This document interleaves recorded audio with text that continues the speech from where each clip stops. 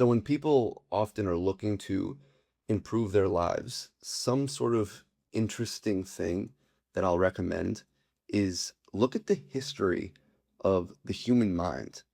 Look at the conditions that it's been through and put that on the proper and correct timeline in which it would take for those things to properly evolve. So, for example, if you go back 200 years, you could see what was the state of our minds, what was the everyday life like for a majority of the population, and then go back another 100 years, then 500 years, then 1,000 years. You'll see that things become radically different as you move down the timeline. So when people say there is more mental health struggle now, yes, there is, but it's also a matter of perspective. We have more time to worry about things, and so we worry about them. If we were too caught up in the sort of day to day, and you can even say suffering of life through most of our history, like from which our ancestors and previous humans experienced, you can see that the mind didn't really have the proper amount of energy to allocate into these sort of reflective practices. And when it did, it became very revolutionary. These people became philosophers, artists, writers, spiritual teachers. That's why they became who they were. It's not necessarily always that what they were saying is very different from what is being taught now.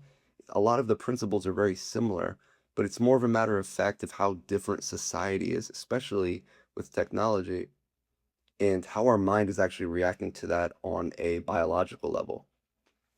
Because we can sort of understand things from an awareness level. I'm sure those listening to the podcast, you guys can relate that taking in wisdom is a lot easier than applying it to your life. Understanding what it takes to change your state of being is a lot easier than actually changing your state of being through your daily life. And the reason that is because we now have the proper time to look within. Before, if you had that time, it would often maybe come in times of deep suffering, or it would come as a sort of privilege. And we see in history a lot of times the people who had the amount of time that we have now, a very, very select few, they would often see some sort of mental discomfort and destruction in their lives. So when we say, why is there so much different, why is there such a different sort of mental health thing happening now rather than in the past? I would actually argue that it's less about what's happening to us and more about what's happening outside of us. Because if we were to look at the brain, if we were to do brain scans and look at things sort of neurologically, I would be willing to bet that probably less has changed in relation to our physical minds than the true nature of what's going on outside of us. So we're actually asking our minds to react differently and sort of adjust to an environment it's never been accustomed to. It didn't have 100, 200, 300 years to accustom itself to the stimulation that you could get just from scrolling on TikTok or Instagram. So instead of doing the complicated practices first, in terms of wanting to deepening your awareness and your presence, come back to the basics. Sort of rewrite what would have happened in history. See what our sort of psychological history can teach us about being satisfied, present, and happy right now. I think a lot of people they jump too fast to certain philosophies and certain practices without the fundamental understanding that your brain is a biological organism in your body. It's not you.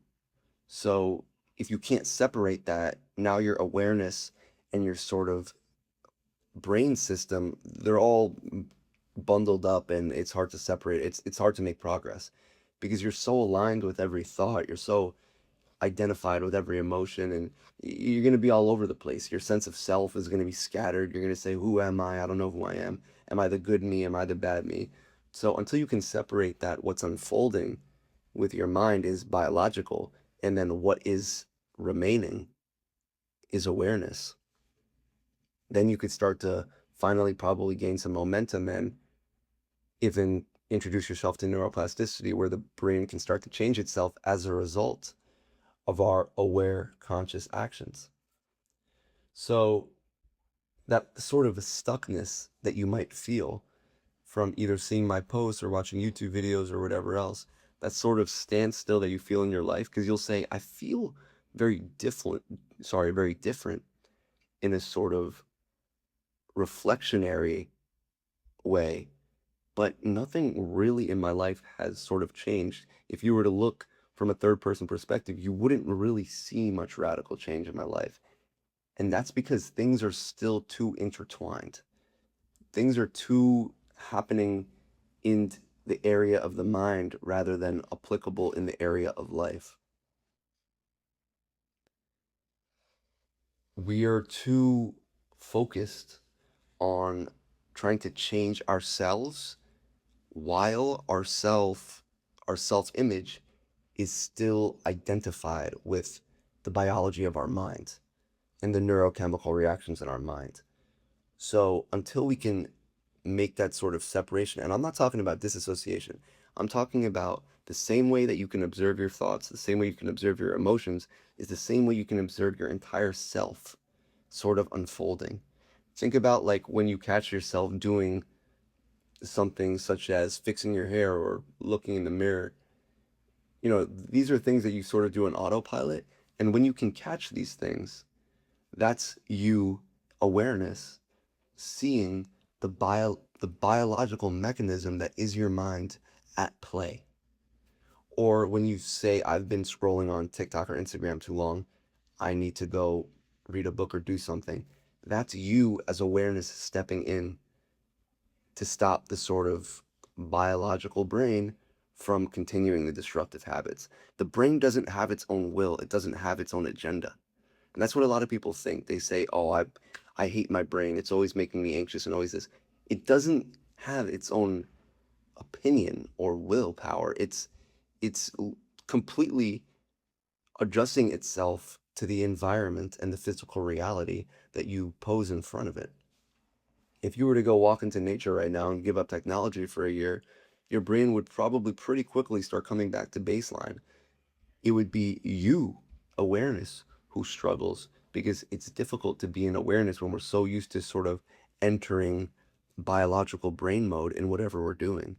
We're so used to sort of just letting ourselves be in autopilot. If we feel like doing this, we'll do it. If we want to do that, we'll do it. But until we, come back into awareness, into that sort of stillness and presence, we're still going to be in that same place. We're going to be in mind mode. We can't be in mind mode because we are not the mind. We have to come into observer mode. We have to observe the mind, observe the things you do in autopilot that are unfolding. Step in and rewire, change the actions. Be conscious, be mindful about what you're doing because your mind is watching. That's how we really make a change. That's how you go from being stuck and sort of too self-aware to actually being a participant and changer and creator of your reality. There's a complete difference. Awareness doesn't mean stay still and cross your legs and let your life and the whole world pass by you. It means use your awareness to step in and be the programmer to the program that is your mind. You don't change the system if you don't realize that you're not the system at play. So when your mind sends you a bad thought, what are you going to sort of think to yourself? Are you going to say, I just had a bad thought? Or are you going to say, my brain just sent a bad thought to my awareness? And that's a huge difference. Even that sort of separation, even that sort of realization that is being acted upon, as in you're not engaging in the thought as if it were yours and you created it, that actually already begins a change in brain chemistry because it's seeing you react to the thought in a way that is not sort of intense and as if this imaginary danger is an emergency. So it begins to change itself physically, literally. And that's what we do. That's the power of awareness. Awareness allows us to become the programmer.